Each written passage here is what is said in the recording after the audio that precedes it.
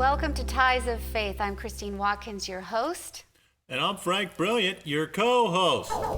Today, someone very special is coming into our garden. Her name is Samia Zumout, and she was a Catholic missionary and preacher traveling far and wide spreading the gospel. And then she came down with a serious illness. She now has primary progressive multiple sclerosis and damage to her spine. Well, I just want to say a few words about my suffering, Christine. I mean, I always get these jokes, or insults, even from you, small business owner. Sorry about that. Yeah, well, I'm just pointing it out here, and I got a few more. So when I was a kid, they used to say, hey, you can't even see over the curb, I'm so sorry. You can't, you tie your shoes standing up, okay? You're the last one to know when it rains. Okay, see? It's funny, huh? Yeah, No, sure, it's funny, all right. I'm sure. so sorry. And my mother was half as tall as me, right? And they'd say things like, hey, your mama does backflips under the space of a door. Okay?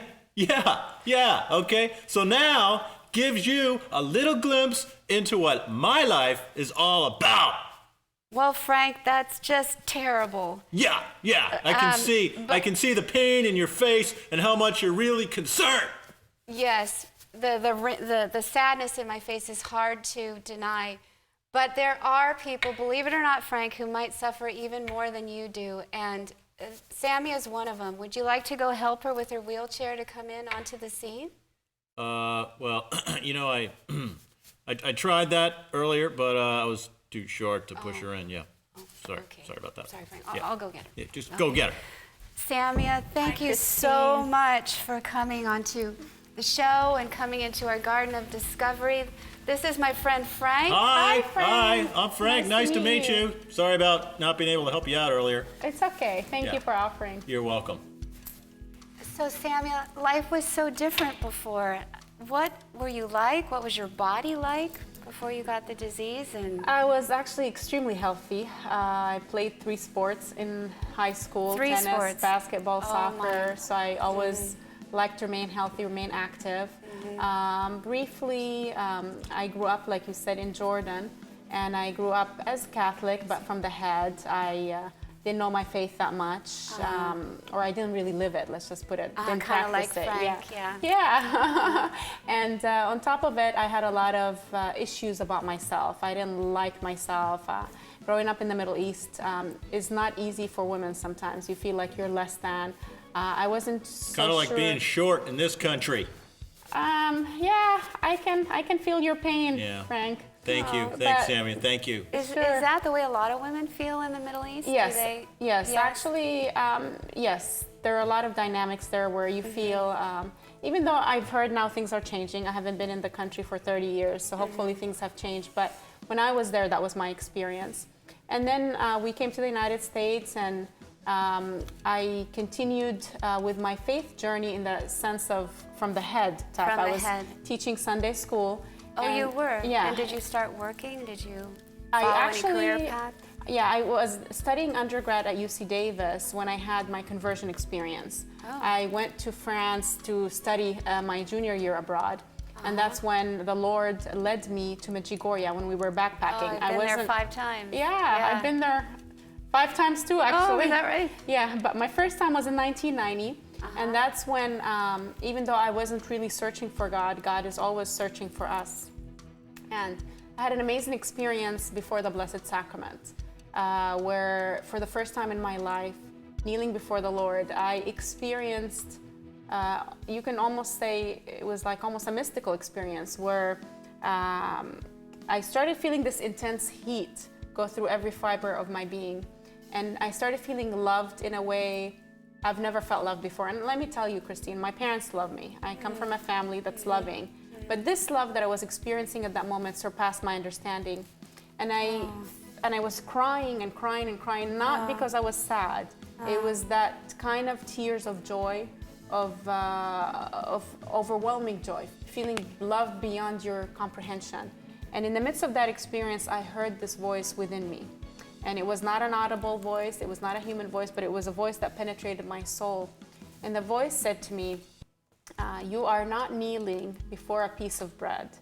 You are kneeling before me, Jesus, in body, blood, soul, and divinity. And this love that you're experiencing right now is only a little token of the love that took me to lay my life for you personally on the cross. And that was the first time in my life, even though I knew what my Catholic teaching, the catechism taught me, but it was the first time I had an experience of the love of the Lord. You can talk about love, but once you experience it, it's something completely different. That moment changed my life. I remember after I got up from that moment, and it was 2 hours long, so adoration was 1 hour, and I was still on my knees. I don't know when people left the church. Did time disappear for you? Yeah, it was like I was alone. I didn't see anybody. I was just in that union with the Lord. I remember as soon as I got up, Christine, what happens when you have an experience of God's love is you almost see yourself through his eyes. It's as if I could see my soul. And I remember for the first time I saw how dirty my soul was. Oh. I was 20 years old, and I hadn't been to confession since I was 7, since my first communion, because I thought I did not have sins. You know, we think... So no sins between 7 and 20. Yeah, that's what you think. Yeah. Of course, it's called denial. And so anyway, that made me run to confession the next day. And the next day I was in a line for hours for confession, but I felt this call within me that I need to let all the dirt from inside come out. And there's lines for confession in Medjugorje. Different languages, it's the confessional of the world, isn't it? Exactly. Huge grace to receive the love of the Lord and his mercy and forgiveness. And so finally I was inside the confessional. I was there probably myself for an hour, crying, feeling God's mercy, feeling God's love. It was the most incredible sacrament for me. And again, at the end of my confession, the priest took my hand in his hand and said to me, my child, don't you know how much Jesus loves you? Don't you know he died for you on the cross? Now that he has forgiven you, can you forgive yourself?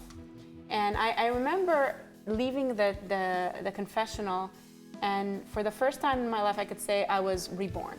So it wasn't enough to have this glorious moment of God's love for you infused into your soul for you to just go out from there and minister. More was needed? Yeah, actually that was the moment where I think God gave me an experience of him. Then he had to form me. He can't just send you out without formation, without inner healing, because I still had fears within me. I still had wounds within me, lies that I had about myself. So the Lord wanted to make sure he prepares me from the inside to get rid of the things that will interfere in his way. So you had to leave your career to do this? So yes, so what happened is in 2006, the Lord, in that time of preparation, which was, I was already practicing law for over 8 years, is when the Lord spoke again to my heart. I have to tell you something though, Christine, because when I say the Lord speaks to my heart, sometimes people say, well, is she crazy? How does she hear the Lord, right?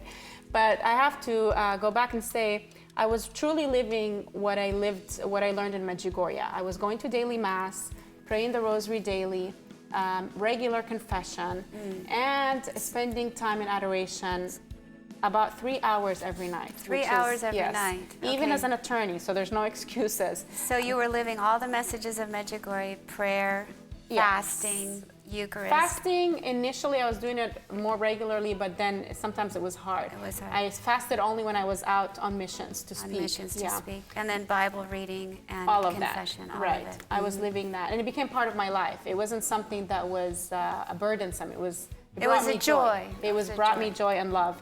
And so during that time, we're spending time in adoration. And I have to say, I'm single. I'm not married, so it's not like I'm neglecting kids and a husband. Yeah. I would, after my work, I would go into adoration probably from 9 to midnight. So you end up leaving your career. You don't know what he wants. You just know that he's asked this of you. Right. And then after that, he took me to do missionary work for 1 year in Idaho. I was invited by a parish, by a priest, and I never made the phone call, Christine. It was always the Lord. When you're in his will... You go to Idaho.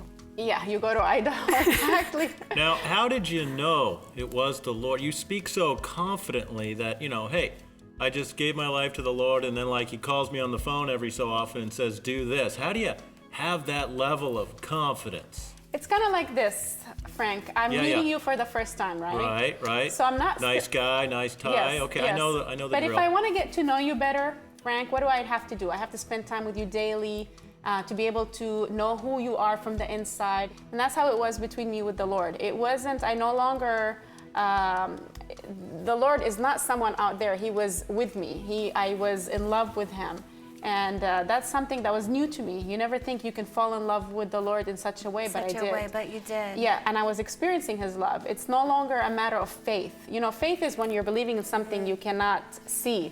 But when you reach that point with the Lord, that especially now in my illness, that was something I need to emphasize.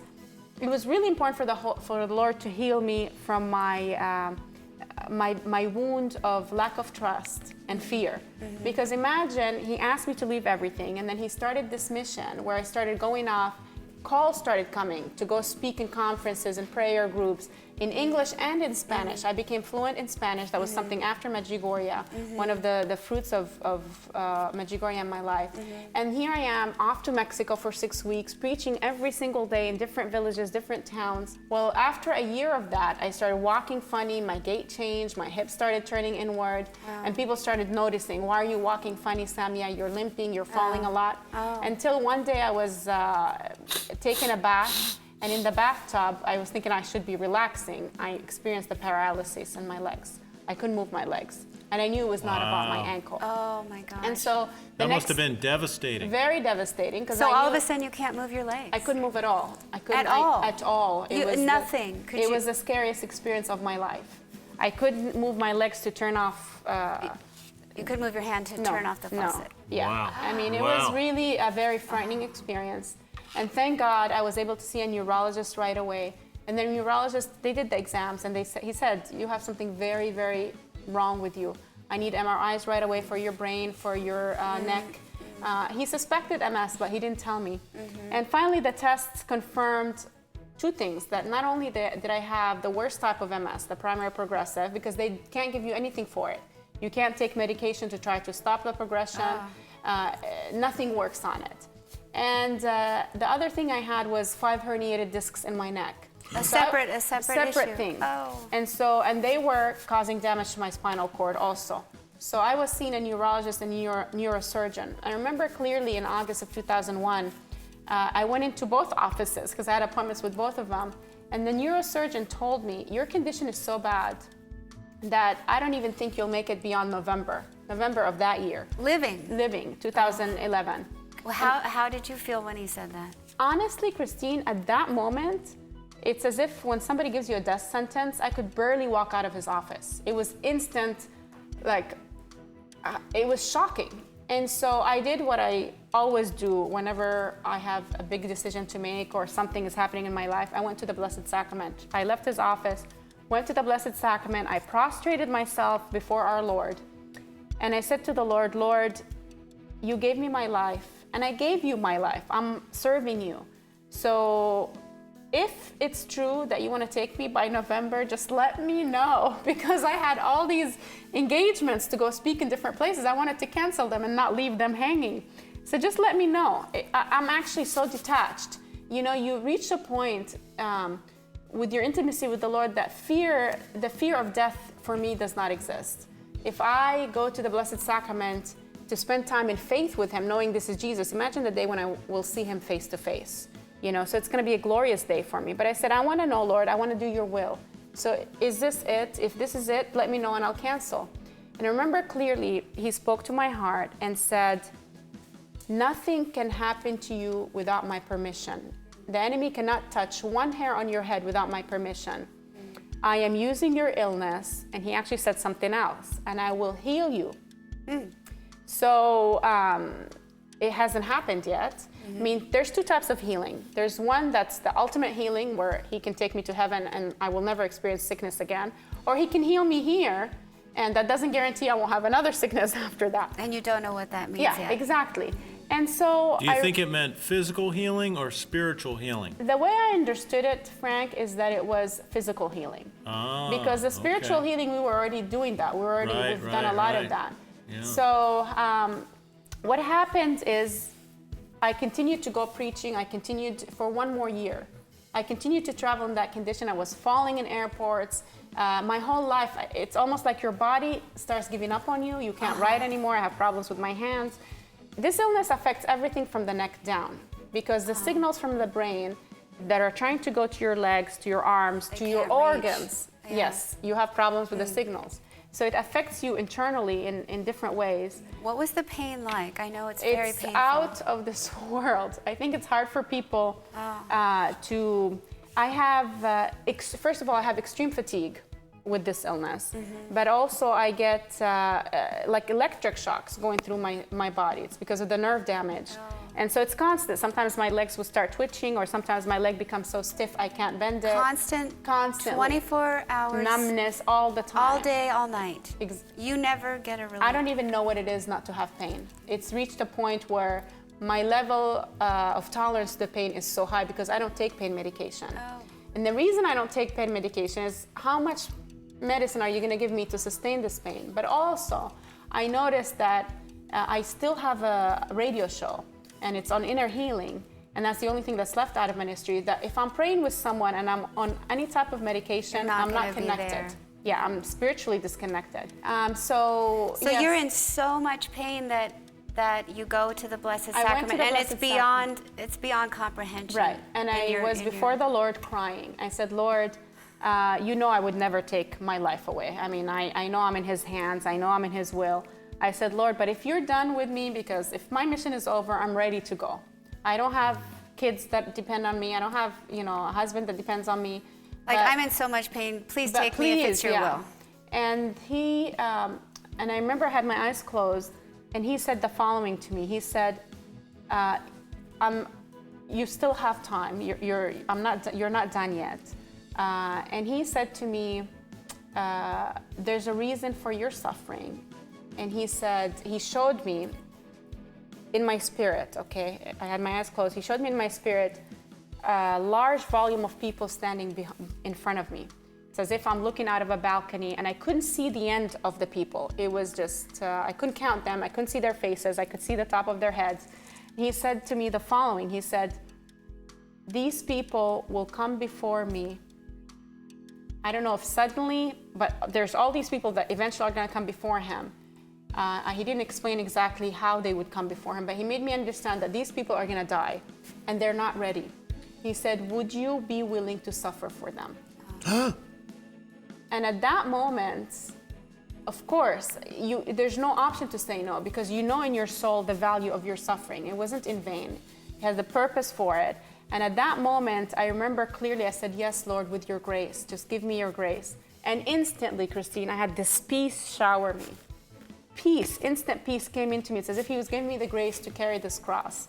And that was when I thought I was suffering. Imagine, this is 2 years ago. My suffering has quadrupled probably since then. And plus my disability. Back then I was still able to walk with a walker. I was still able to drive. I lost everything right now. I'm at the point where I depend on my mom and dad. My mom pretty much helps me with everything. My dad helps me put my socks on. But then I see the blessings. Here's, if you look at illness or suffering through physical eyes, through worldly eyes, you would never understand the meaning of it. The only way you can look at illness or physical suffering or pain is through spiritual eyes. At all the things it's been teaching me. This illness, I would say, in the last 3 years, I have grown more spiritually than the rest of my life. Suffering it's such a big deal in our culture, and to be honest with you, most people run like crazy when suffering comes, and you're giving us a very different message. I mean, I'm about to fall off my brick wall over here. Our world teaches us to numb the pain, right? And that suffering is, if God loves you, you should never suffer. Right. Which is exactly the opposite of what Jesus told us. There's a key thing that Jesus taught us, and it's become one of my favorite verses right now. He said, if you want to follow me, you must deny yourself. That's the first thing you have to do. Deny yourself, then carry your cross and follow me. And when you lose yourself, you lose your life, you will find it, right? And what does that mean to me? First, I had to deny myself, which means I gave up my career as an attorney. I gave up the things that I wanted for myself. I gave up my will. But also denying myself is when I fall publicly, that humiliation I used to feel before because of my ego. But the Lord has been purifying me to the extreme. I no longer, before I used to be so humiliated. Oh my God, I'm so embarrassed. I want to be buried under the ground. And now I fall and I don't feel anything. It's because probably, not because I become numb, but it's become to a point where I am totally in the Lord's will. I've lost so many of the attachments I have in the world, even the attachment to life itself, which sounds ironic, but it's reached a point where I have no more fears. I am in the will of God, and I know because He's healed me enough to know. I'm not totally healed because that's a lifetime journey, but He's healed me from my fears. He's healed me of my lack of trust. But I know He loves me, Christine. I have no doubt Jesus died for me on the cross. When you are in God's hand and you know He loves you, you have nothing to fear. Because even in my illness, He showed me His glory.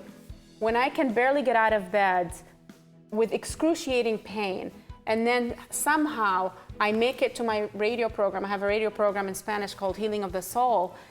Can make it there, and people carry me up the stairs. People are helping. He's always stationing people in this journey with me. And finally, I'm on the air helping others. I want to conclude by mentioning some key points that you said that are so powerful.